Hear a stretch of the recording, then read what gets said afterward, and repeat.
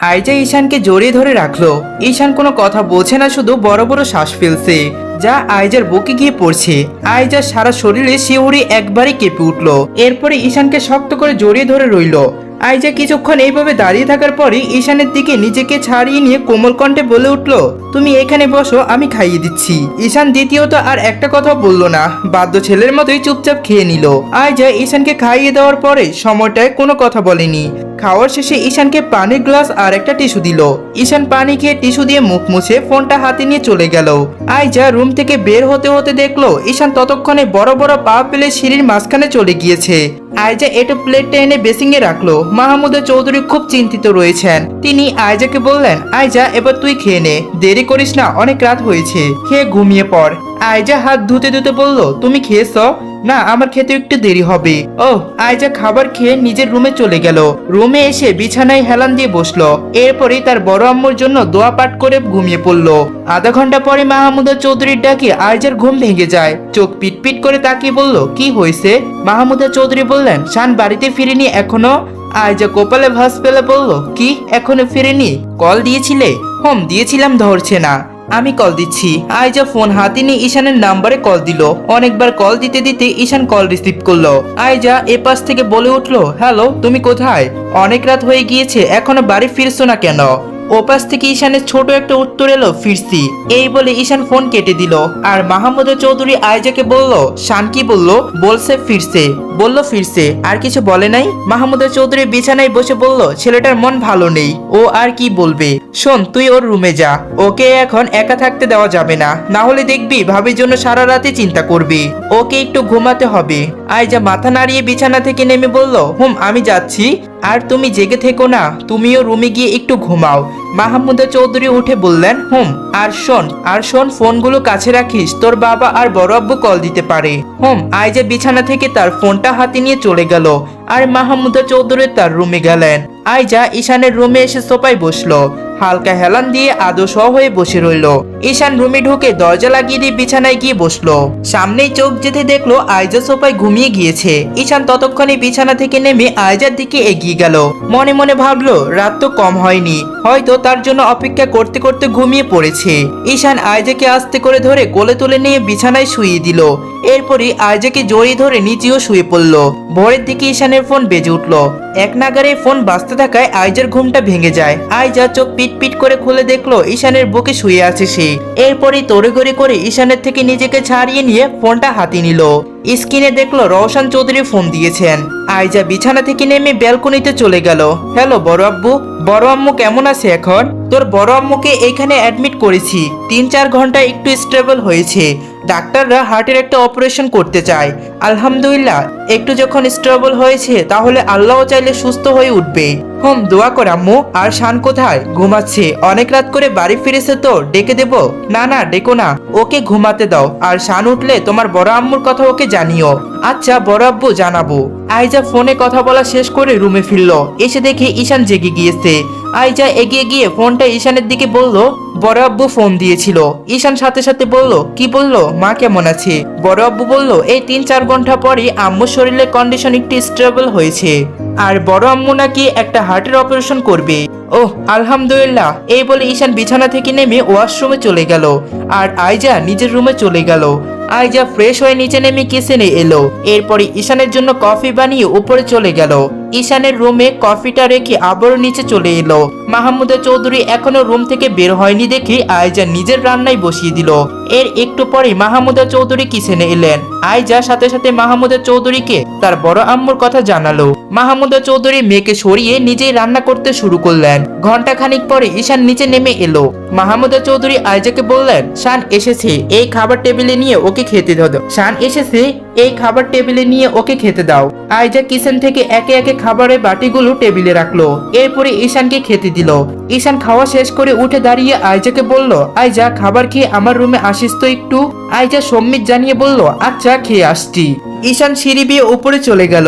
আইজা টেবিলে বসে খাবার খেয়ে ঈশানের কথা মতোই তার রুমে এলো। আইজা ঈশানের রুমে এসে দেখলো ঈশান ফোনে কথা বলছে। ঈশান আইজাকে ইশারা করে কাছে যেতে বলল। আইজা এগিয়ে গিয়ে ঈশানের পাশে বসলো। ঈশান রওশন চৌধুরীর সাথে কথা বলছেন।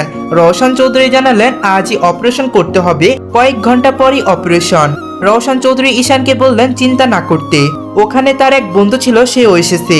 ঈশান কথা বলে কিছুটা নিশ্চিন্ত হলো, তার মা যে আগ থেকে একটু রেসপন্স করতে শুরু করেছে তাহলে সুস্থ হবে, সবটাই আল্লাহর হাতে। এরই মাঝে কেটে গেল এক সপ্তাহ। আজ সন্ধ্যায় ঈশান অফিস থেকে বাড়ি ফেরার পথে রওশন চৌধুরী ফোন দিলেন। ঈশান ডাইনিং রুমে বসে কথা বলল। রওশন চৌধুরী ফোন দিয়েছেন শুনে মাহমুদা চৌধুরী এসে সোফায় বসলেন। হ্যালো বাবা, মা কেমন আছে এখন?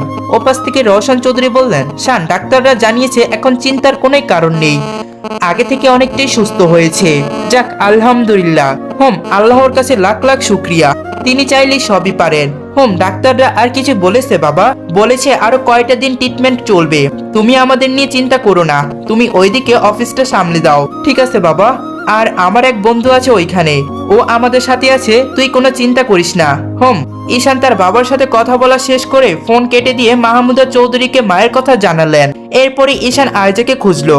আয়জা শুনেই খুশি হবে, আয়জা শুনলেই খুশি হবে, কিন্তু নিচে আয়জাকে দেখতে না পেয়ে মাহমুদা চৌধুরীকে বললেন, ছোট আম্মু আয়জা কোথায়? রুমেই তো মনে হয়, ডেকে দেব? ঈশান উঠে দাঁড়িয়ে বলল, আমি নিজেই ওর কাছে যাচ্ছি, ওকে মায়ের কথা জানিয়ে আসছি, অনেক খুশি হবে। যা। ঈশান সিঁড়ি বেয়ে উপরে চলে এলো। আয়জা নিজের রুমে রিডিং টেবিলে বসে পড়ছিল। ঈশান ধীর পায়ে আয়জার রুমে ঢুকলো। এরপরে পরনে থাকা স্যুটটা খুলে বিছানায় রেখে আস্তে করে আয়জার পেছনে দাঁড়ালো। আয়জা তখনও বইয়ের মুখ গুজে পড়ছিল। ঈশান পেছন থেকে আয়জার ঘাড়ে নাক ঘষতে ঘষতে বলল, পড়াশোনা বাদ দিয়ে এখন স্বামীর সেবা কর। আয়জা পেছন ঘুরে আমতা আমতা করে বলল, ভাই তুমি এইখানে? ঈশান ফোঁস করে শ্বাস ছেড়ে বলল, তোর ভাইয়া বলা বন্ধ হবে কবে রে?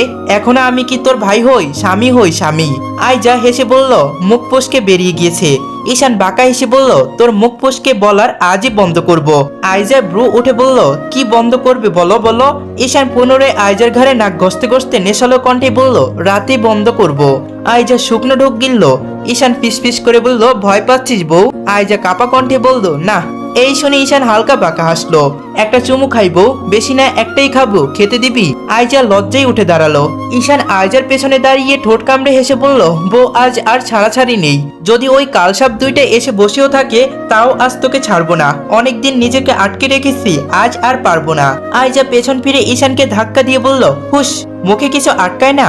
এই বলে আয়জা চলে যেতে নিলে ঈশান আয়জার কোমর ধরে কানের কাছে বলল, লজ্জা পেলে তো তোমাকে খুব সুন্দর লাগে, আজ রাতে তোর আর আমার, এরপরে ওই শাহাদাত আর আদনান দুই কালসাপকে দেখে নেব। দুইটাকে এই কয়টা দিন কিছুই বলার সময় পাইনি। আয়জা ঈশান কি বলতো, আমার আর তোমার তো এখন বিয়ে হয়ে গিয়েছে, এখন ওরা কিছু বললেও লাভ হবে না। ঈশান নিটুর কণ্ঠে বলল, আমরা জাস্ট অসহ্য লাগে ওদের। আয়জা হাসলো। ঈশান আয়জাকে নিজের বুকে জড়িয়ে বলল, তোকে ওদের থেকে দূরে রেখে এখন নিজের করছি খুব কষ্ট। ঈশান আয়জার সাথে কিছু কথা বলে চলে গেল নিজের রুমে, আর আয়জা খুশি মনে নিচে চলে গেল। মাহমুদা চৌধুরী ডাইনিং রুমে বসেছিলেন। আয়জা তার কাছে গিয়ে বসলো। সাদাত গাড়ি ড্রাইভ করছে, পাশে আদনান বসে আছে। দুজনই মনে বেশ ফুরফুরে, মনে হচ্ছে যুদ্ধ জয় করে এসেছে। আদনান সাদাতকে বলল, ভাই তাহলে প্ল্যান সাকসেস হলো বলো? সাদাত নীরব গলায় বলল, এখনো হয়নি। বুঝেছিস? হয়নি মানে? তুই শুনিসনি কবিরাজ কি বললো? আর আমার মনে হচ্ছে কাজ হয়ে গিয়েছে। সাদাত গম্ভীর গলায় বলল, যতক্ষণ না নিজের কানে শুনতে পাবো ওদের খবর, ততক্ষণ পর্যন্ত তোর মনে হয় কোনো কথাই বিশ্বাস করবো না। আদনান খানিকটা রেগে গিয়ে বলল, তুই কি বলতে চাচ্ছিস? 2 দিন ধরে কবিরাজের পেছনে ঘুরছি, এখনো কি ওদের কিছু হবে না? শাহাদাত বাঁকা এসে বলল, তোর খালা আগেরবার যে চালটা চাললো, বিশ্বাস কর ভাই, এখনো তোর কথা বিশ্বাস হয় না। আদনান দাঁত চেপে বলল, একদম আজে বাজে কথা বলবি না, আগে কবিরাজের থেকে ওই কবিরাজ ভালো, আর এখনো যদি কিছু না করে তাহলে আমাদের টাকাগুলো জলে ফেলবো। শাহাদাত বলল, এখন শোন, কবিরাজ যা বললো এই পানি পড়াটা দুজনকে খাইয়ে দিতে পারলে আসল কাজটা হবে। আদনান বলল, এই পানি পড়া খাওয়াবো কি করে? শাহাদাত বলল, চল ওদের বাড়ি যাই। আদনান দাঁত চেপে বলল, শালা তোকে মনে হয় একটা ঘুষি মেরে দাঁত সবটা ভেঙে দেই, এমন ভাবে বলছিস যেন ওই বাড়িটাতে গেলে আমাদের জামাই আদর করবে। দুইজনই কিছু না কিছু করে বসে আছি, এখন গেলে ওরা আমাদের জেলে ঢুকিয়ে দিবে। শাহাদাত বেবুক হয়ে বলল, আমি যাব। আদনান কপাল কুঁচকে বলল, তুই যাবি? আইজার মা আমার খালামণির সাথে দেখা করতে যাব, আর বাড়িতে তেমন কেউ নেই। আর যদি ঈশানের সাথে দেখা হয় তাহলে একবার মাপ চেয়ে আসবো, যেই করে হোক আজ পানি পড়াটা খাওয়াতেই হবে। আদনান নীরব কণ্ঠে বলল, ভাই সাথে সাথে কাজ করবে তো? আদনান শাহাদাতের দিকে ঘুরে বলল, তুই ওই বাড়িতে গিয়ে কি করে দুজনকে পানিটা খাওয়াবি? শাহাদাত কিছু ভেবে গাড়ি থামিয়ে বলল, যা একটা হাফ লিটার পানির বোতল কিনে নিয়ে আয়। পানির বোতল দিয়ে কি করবি? তোর গাড়িতে পানি নেই? শাহাদাত রাগী চোখে তাকালো। আদনান হাসার চেষ্টা করে বলল, যাচ্ছি। আদনান একটা পানির বোতল কিনে নিয়ে এলো। শাহাদাত পানির বোতলটা নিয়ে পানি ফেলে দিয়ে পড়া পানিটা ভরে রাখলো। এই দেখে আদনান শাহাদাতের কাঁধে হাত দিয়ে বলল, ভাই তুই এত টেকনিক জানিস? শাহাদাত বাঁকা হেসে গাড়ি স্টার্ট দিল। এরপর রওনা হলো আইজাদের বাড়ির উদ্দেশ্যে। কিছুক্ষণ পরে আদনান শাহাদাতকে বলল, ভাই তুই এই পানিটা আইজা আর শানকে কি করে খাওয়াবি? শাহাদাত বলল, ওদের ডাইনিং টেবিলে যে পানিটা রাখা থাকে ওই পানিতে মিশিয়ে দিলে আইজা আর শান রাতে খাওয়ার সময় ওই পানিটা খাবে। আদনান বেবুক হয়ে বলল, আমরা যেতে যেতে যদি ওদের রাতের খাওয়া খেয়ে নেয় তখন কি করবি? এই শুনে শাহাদাত আদনানের দিকে গরম করে তাকিয়ে বলল, ওদের বাড়িতে কিছুদিন থেকে এসেছি, ওরা এখনো খেতে বসে না, আর তুই এত কথা বলিস কেন রে? আদনান বাঁকা হেসে বলল, না তোকে একটু কনফিডেন্স বাড়িয়ে দিলাম। এদিকে মাহমুদা চৌধুরীর রুম থেকে বেরিয়ে ডাইনিং টেবিলের কাছে এসে দেখলো আইজা বা ঈশান কেউ এখানে খেতে আসেনি।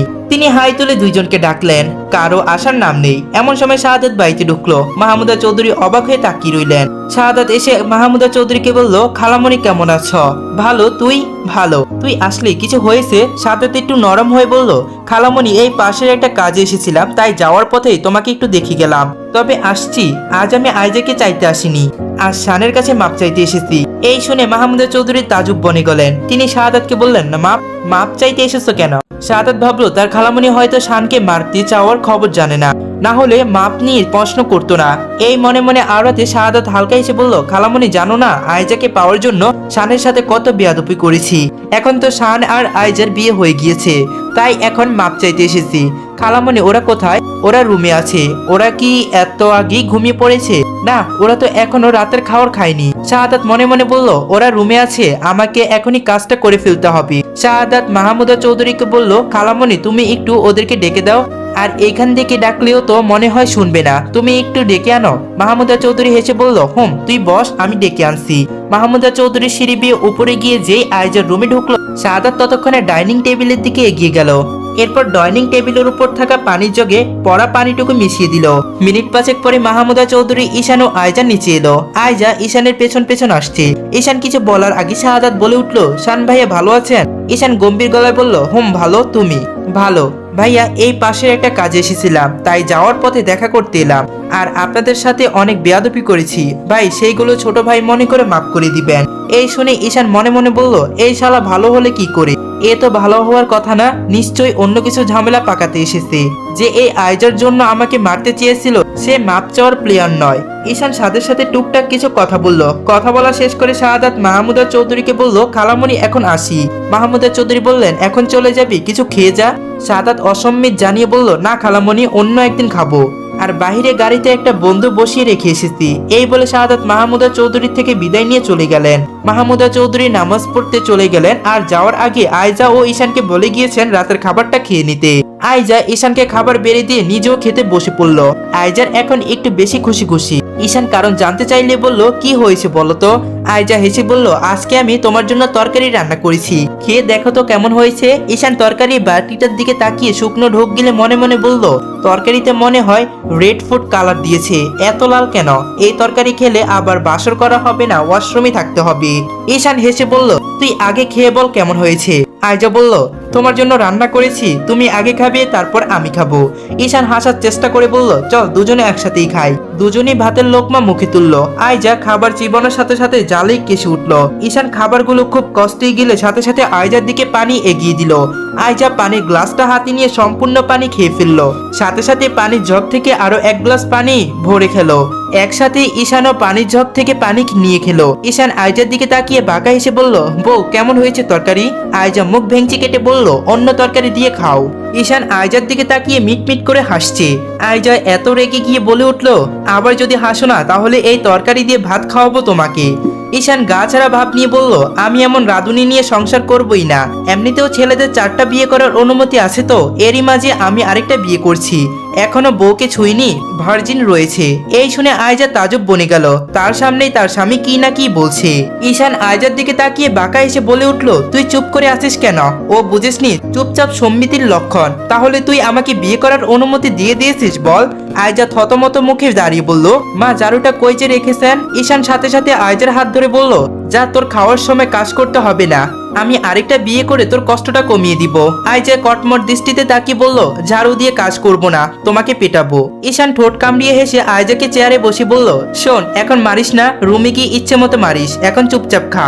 ঈশান আগে খাওয়ার খেয়ে উঠে দাঁড়িয়ে বলল, তুই খেয়ে রুমে আয়। আচ্ছা। ঈশান চলে গেল। আইজা খাওয়া মনোযোগী দিল। ঈশান রুমে এসে বসতে বসতে শাহাদাতের কথাগুলো ভাবছে। শাহাদাতের কথাগুলো মোটেও সহজভাবে নিচ্ছেন না ঈশান। যে শাহাদাত আইজাকে পাওয়ার জন্য তাকে মারতে চেয়েছিল, সেই শাহাদাত আজ মাপ চাইতে এসেছে এই বাড়িতে। ঈশানের চট করে মাথায় এসলো সিসি ক্যামেরার কথা। এই বাড়ির ডাইনিং রুম থেকে কিচেন বরাবর একটা সিসি ক্যামেরা লাগানো আছে। অবশ্যই সেটা হিডেন ক্যামেরা, বাড়ির সেফটির জন্য লাগানো হয়েছে। ঈশান ততক্ষণে ল্যাপটপ নিয়ে বসলো সিসি ক্যামেরার ফুটেজ দেখতে। সেইখানে দেখলো শাহাদাত তাদের খাবার টেবিলে রাখা পানিতে অন্য একটা বোতলের পানি মেশাচ্ছে। ঈশান ল্যাপটপ রেখে তৎক্ষণাৎ তরি পায়ে নিচে নেমে এলো।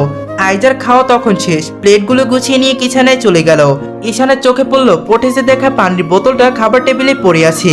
ঈশান বোতলটা হাতে নিয়ে মনে মনে ভাবলো, এই বোতলটাতে কি মেশাতে পারে, বিষ নাকি অন্য কিছু? বিষ হলে তো এতক্ষণে রিয়াকশন করার কথা ছিল। ঈশান বোতলটা হাতে নিয়ে আইজাকে বলল, আইজা, তুই কাজ শেষ করে রুমে যা, আমি একটু বাহির থেকে আসছি। আইজা কিচেন থেকে বলে উঠলো, ঠিক আছে। এই বলে ঈশান চলে যাওয়ার জন্য পা বাড়িয়ে আবারও ফিরে এসে আইজার পেছনে দাঁড়ালো।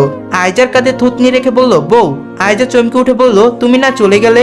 ঈশান হেসে বলল, আবারও ফিরে এলাম। শোন, বিছানার উপরে একটা শাড়ি রাখা আছে, পরে থাকিস। কিন্তু ঈশান আইজাকে থামিয়ে বলল, কোনো কিন্তু নয়, শাড়ি পরতে না পারলেও পেঁচিয়ে থাকবি।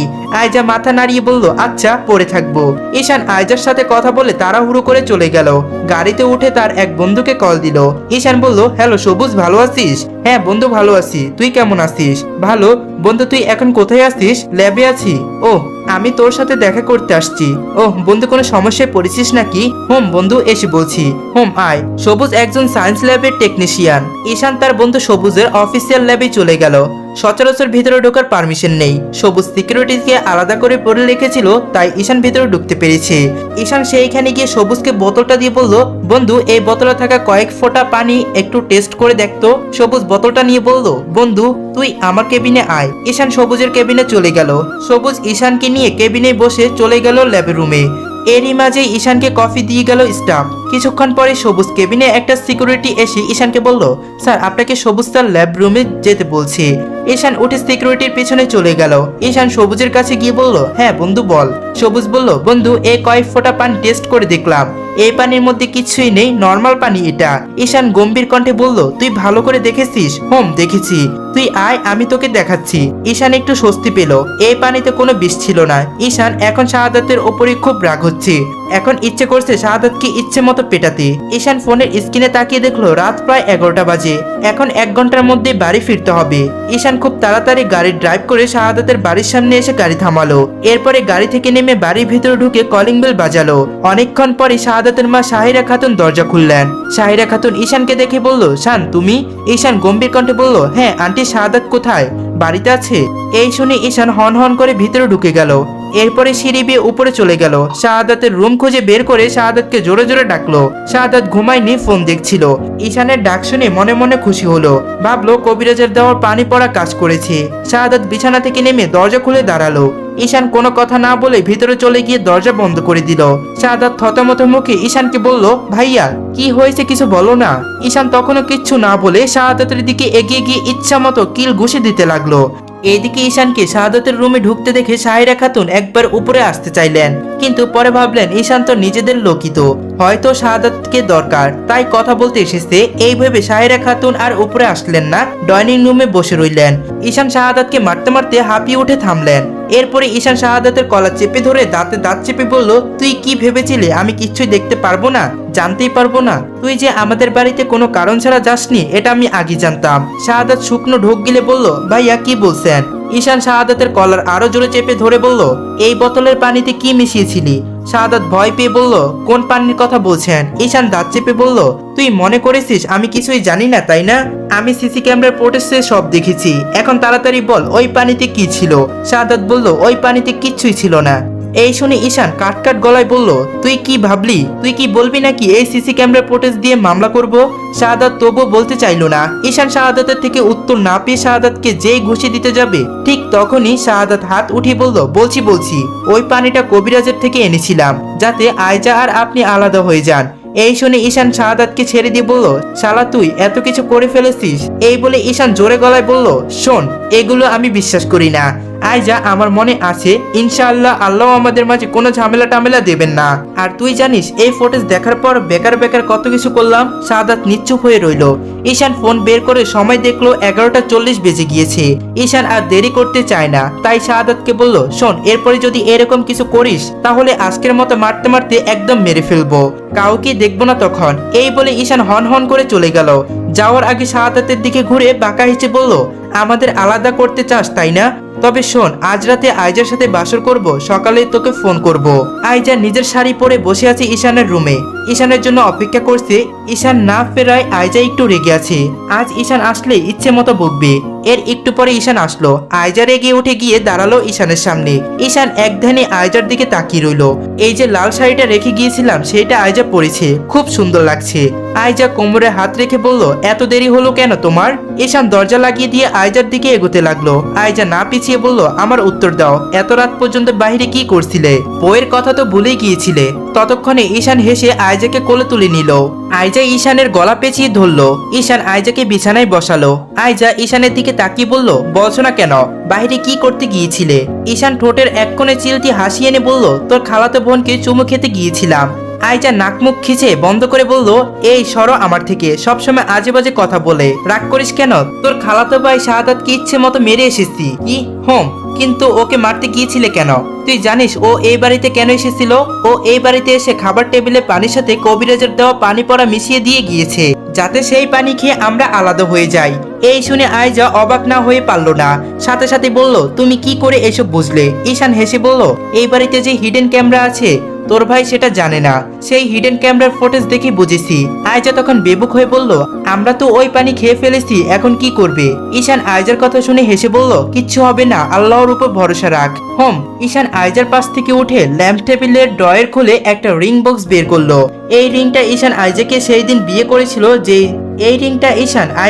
দিন বিয়ে করেছিল সেই দিন পড়াতে চেয়েছিল, সেই রিংটা আজ পড়াবে। ঈশান আইজার পাশে বসে রিংটা পরিয়ে দিল। আইজার হাতের রিংটা ঈশানকে দেখিয়ে বলল, দেখো ভাইয়া কেমন মানিয়েছে। ঈশান দাঁত এলিয়ে হেসে বলল, সুন্দর মানিয়েছে, কিন্তু তোর মুখে ভাইয়ের শব্দটা মানায়নি। আইজা মাথা নত করে মুখ টিপে হাসলো। ঈশান আলতো হাতে আইজার থুতনি উঠিয়ে বলল, বউ একটা চুমু খাই? বেশি না, একটাই খাবো, খেতে দিবি? এই বলে ঈশান এক সেকেন্ডও দেরি করলো না, সাথে সাথে আইজার ঠোঁটে চুমু খেয়ে গেল। এরপরই আইজার মুখ পানে তাকালো। আইজার গলাটা লজ্জায় লাল হয়ে গিয়েছে, আইজার গালটা লজ্জায় লাল হয়ে গিয়েছে। এর সাথে সাথে ঈশান আইজার ঠোঁটে নিজের ঠোঁট ডুবিয়ে দিল। আইজা খানিকটা কেঁপে উঠে ঈশানের শার্ট খামচে ধরলো। ঈশান আইজার কোমর ধরে আরো নিজের কাছে আনলো। দুজনের নিঃশ্বাস ভরা হয়ে উঠলো। ঈশান আইজার শাড়ি ভেদ করে পেটের হাত রাখলো। আইজা ঈশানের স্পর্শে কেঁপে উঠলো, শার্ট আরো শক্ত করে খামচে ধরলো। ঈশান আইজার ঠোঁট থেকে নিজের ঠোঁট ছাড়িয়ে ঘাড়ে মুখ ঢুবালো। এরপরই আইজার পেট থেকে হাত উঠিয়ে শাড়িতে হাত রাখলো। আস্তে আস্তে শাড়ি পিন খুলে ফেললো। ঈশান আইজার মুখ পানে তাকালো। আইজার লজ্জা মাখা মুখটা ঈশানের কাছে অসম্ভব সুন্দর লাগছে। ঈশান আইজার ঠোঁটে শব্দ করে চুমু খেয়ে বলল, আমার ছোট জীবনের শ্রেষ্ঠ অধ্যায় তুই। আমার ভালোবাসা তোর মাঝে সীমাবদ্ধই হোক, আমার হৃদয়ে থাকা সব ভালোবাসা তোর হোক, আর তোর হৃদয়ে থাকা সব ভালোবাসা আমার হোক। রাত 3টার সময় আদনানের ফোন বেজে উঠলো। বারবার ফোনের রিংটনের শব্দে আদনানের ঘুম ভেঙে গেল। আদনান রেগে ফোনটা হাতে নিয়ে দেখলো শাহাদাতের ফোন। আদনান বিড়বিড় করে বলে উঠলো, শালা রাতের বেলা ঘুমাতে দিবি না। আদনান কল রিসিভ করে বলল, কিরে তুই এত রাতে ফোন দিয়েছিস কেন? ঘুমাতেও কি দিবি না? শাহাদাত দাঁত কিরমির করে বলে উঠলো, আমি এদিকে মার খেয়ে বসে আসছি আর তুই ওইদিকে শান্তিতে ঘুমিয়ে যাচ্ছিস। আদনান কপালে ভাঁজ ফেলে বলে উঠলো, কি বলছিস? মার খেয়ে বসে আছিস মানে? তোকে এত রাতে কে মারলো? বিয়ে তো করিসনি যে বউ মারবে, তাহলে মারলো কে? শাহাদাত তপ্ত শ্বাস ফেলে বলল, শান। আদনান অবাকতুর কণ্ঠে বলল, শান, কিন্তু কেন? ওকে কিছু বলেছিলি কি? না, তাহলে তোকে মারলো কেন? পানি যে মিশিয়ে এসেছিলাম সেটা নাকি শান দেখেছে। কি করে দেখলো? তুই তো বললি কেউ দেখেনি।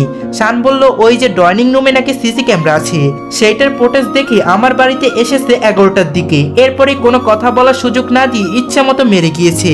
তোকে মেরে গেল আন্টি কিছু বলেনি? আম্মু জানে না, না হলে আম্মু আমাকে মারতো। আম্মু এগুলো অ্যালার্ট করবে না। আদনান শাহাদাতকে খোঁচা মেরে বলল, ওদের বাড়িতে এতদিন ছিলি তবুও একটা ক্যামেরার কথা জানতেই পারিসনি। শাহাদাত রাগে দাঁত চেপে বলে উঠলো, শালা হিডেন ক্যামেরা ছিল তাই চোখে পড়েনি। আদনান বলল, তাহলে এই কবিরাজের প্ল্যানটাও জলে চলে গেল টাকাগুলো, তাহলে এখন কি করবি? শাহাদাত গম্ভীর হয়ে বলল, কালকে বিকেলে আমার বাড়িতে আয়, তারপর বলছি। ঠিক আছে। শাহাদাত ফোন কেটে দিয়ে শুয়ে পড়লো। ভোরের দিকে শাহাদাতের ফোনে কল এলো। একটু আগে ঘুমিয়েছিলাম, কাঁচা ঘুমটা ভেঙে যাওয়ার কারণে শাহাদাত রেগে গেল। মনে করছে আদনান কল দিয়েছে, তাই কলটা রিসিভ করে বলে উঠলো, এই আদনানের বাচ্চা, ভোরবেলায় কল দিয়েছিস কেন? তোকে রাতের বললাম না বিকেলে আমার বাড়িতে আসতে, এরপর কথা বলবো। তোকে তো ভোরবেলায় আসতে বলিনি। ফোনের ওপাশ থেকে ঈশানের কণ্ঠে বেশি এলো, আমি শান বলছি। শাহাদাত চট করে উঠে বসলো। কেন কল দিয়েছেন? ঈশান তাচ্ছিল্য হাসি দিয়ে বলে উঠলো, তুই আমাকে আলাদা করে পানি পড়া দিয়েছিলি। তোকে বলে এসেছিলাম যে বাসর করে কল দিব। কল দিয়ে জানাবো, তাই তোকে জানালাম। এই শুনে শাহাদাতের মনটা খারাপ হয়ে গেল, চুপ হয়ে রইলো। ঈশান ওই পাশ থেকে বলে উঠলো, আদনানও কি তোর সাথে আছে নাকি রে? শাহাদাত না বোঝার ভান করে বলে উঠলো, আদনান কেন আমার সাথে থাকবে? ওর সাথে আমার কোনো কন্ট্যাক্ট নেই। ঈশান তপ্ত শ্বাস ফেলে উঠলো, তাহলে একটু আগে যে আদনানের কথা বললি? শাহাদাত হেসে বলে উঠলো, ঘুমের ঘরে ভুলভাল বলেছি হয়তো। ওহ, তাহলে রাখছি, ঘুমা। ঈশান ফোন কেটে দিয়ে আয়জার দিকে তাকালো। তার বুকের উপর বাচ্চাদের মতোই অষ্টপৃষ্ঠে জড়িয়ে ধরে আছে। এরপরে আয়জার ভেজা চুলে হাত বুলিয়ে দিতে দিতে ভাবলো শাহাদাতের কথা। শাহাদাতের মুখে আদনানের নাম শুনে বেশ চিন্তিত পড়ে গেল। ঈশানের মনে হচ্ছে আদনান ও সাদ দুজন মিলে এগুলো করছে, আর আজকে দুজনের কথা বলে কিছু একটা করার চেষ্টা করবে। কিছুক্ষণ পরে আয়জা পিটপিট করে চোখ খুললো। ঈশানের চোখে চোখ পড়তে কেমন একটা লজ্জা পেয়ে গেল। সাথে সাথে ঈশানের বুকে মুখ লুকালো। ঈশান মুচকি এসে বলল, লজ্জা পাচ্ছিস? আয়জা মাথা নাড়িয়ে না বোঝালো। ঈশান এতে মুচকি হাসলো। আয়জা ঈশানের থেকে নিজেকে ছাড়িয়ে উঠে বসলো। ঈশান আয়জার হাত ধরে বলল, কোথায় যাচ্ছিস? আয়জা বলল, মা মনে হয় একা একা রান্না করছে, আমি একটু মায়ের কাছে যাব। ঈশান আয়জার হাত ছেড়ে দিয়ে বলল, ঠিক আছে যা। বিকেলে ফায়জা এলো বাড়িতে। মাহমুদা চৌধুরী আর আয়জা ডাইনিং রুমে বসেছিলেন। মাহমুদা চৌধুরী ফায়জাকে একা আসতে দেখে বলে উঠলো, কিরে ফায়জা, একা এলি? জামাই কই? ফায়জা গম্ভীর কণ্ঠে বলল, আসিনি, কাজে রয়েছে। আয়জা ফায়জাকে দেখে হাসি মুখে এগিয়ে এসে বলল, আপু ভালো আছো? ফায়জা মুখ ঘুরিয়ে বলে উঠলো, হ্যাঁ ভালো আছি। এই বলে ফায়জা হন হন করে উপরে চলে গেল। এতে আয়জার একটু মন খারাপ হলো। তবুও কিছু মনে না করে মায়ের কাছে গিয়ে বলল, মাহমুদা চৌধুরী স্পষ্টই বুঝতে পেরেছে ফায়জা কেন আয়জার সাথে এমন করে চলে গেল। ঈশান অফিসে নিজের কেবিনে বসে অনেকক্ষণ ধরে শাহাদাত আর আদনানকে নিয়ে ভাবছে। অনেক চিন্তা করে ঈশান আস্তাদ মির্জানকে কল দিলেন। আস্তাদ মির্জান কল রিসিভ করতে ঈশান সালাম দিল। আসসালামু আলাইকুম আঙ্কেল, ভালো আছেন? ওয়ালাইকুম আসসালাম, ভালো আছি। তুমি কেমন আছো শান? ভালো আছি আঙ্কেল। ভালো মন্দ কথা বলার পরই ঈশান বলে উঠলো, আঙ্কেল আপনাকে কিছু বলতে চাই। আসলে আমি আপনাকে এই বিষয়টা নিয়ে কল দিতাম না, কিন্তু আপনার ছেলে যা শুরু করেছে দিতেই হলো। আস্তাদ মির্জান হালকা হেসে বলে উঠলেন, কি বলবে বলো? আঙ্কেল আপনি তো জানেন আমি আয়জাকে বিয়ে করেছি। এখন আদনান সাদাতের সাথে মিল করে আমার পেছনে লেগেছে। এখন আয়জা যে ওদের কারো হবে না এটা ওরা বুঝতে পারছে না। এটাই আপনাকে জানালাম, আপনি আদনানকে সামলান। না হলে এভাবে চলতে থাকলে আমি ওদেরকে পুলিশে দিতে দুবারও ভাববো না, এটা আরো সম্পর্ক নষ্ট হবে। আসাদ মির্জান ওপাশ থেকে ঠান্ডা সুরে বলল, শান তুমি চিন্তা করো না, আমি আদনানকে বোঝাবো। রাতে ফায়জা নিচে ডাইনিং রুমে এসে তার মায়ের পাশে বসলো। পাশে আয়জা বসে আছে, কিন্তু আয়জার সাথে তেমন কোনো কথা বললো না। মাহমুদা চৌধুরী ফায়জার দিকে তাকিয়ে বলে ফেললেন, তুই আয়জার সাথে কথা বলিস না কেন? ফায়জা বলল, আমার ইচ্ছে করছে না তাই আমি বলছি না। এই শুনে আয়জা ভারী একটা শ্বাস ছাড়লো। মাহমুদা চৌধুরীর ধমকের সুরে ফায়জাকে বলল, তোর বোন হয়? ফায়জা রেগে উঠে দাঁড়িয়ে বলল, কিসের বোন হয়? ও আমার কোনো মান রেখেছে? ও কিভাবে পারলো শানকে বিয়ে করতে? ও কি পারতো না আদনানকে বিয়ে করতে? এই কথা এত জোরে বলেছিল যে ঈশান সদর দরজার সামনে দাঁড়িয়ে থেকে শুনতে পেয়েছে। কথাটা শোনার পরে ঈশানের শরীরে আগুন জ্বলে উঠল। রাগে হিড়হিড় করতে করতে এগিয়ে এসে ফায়জাকে নিজের দিকে ঘুরিয়ে ঠাস করে একটা থাপ্পড় মারলো।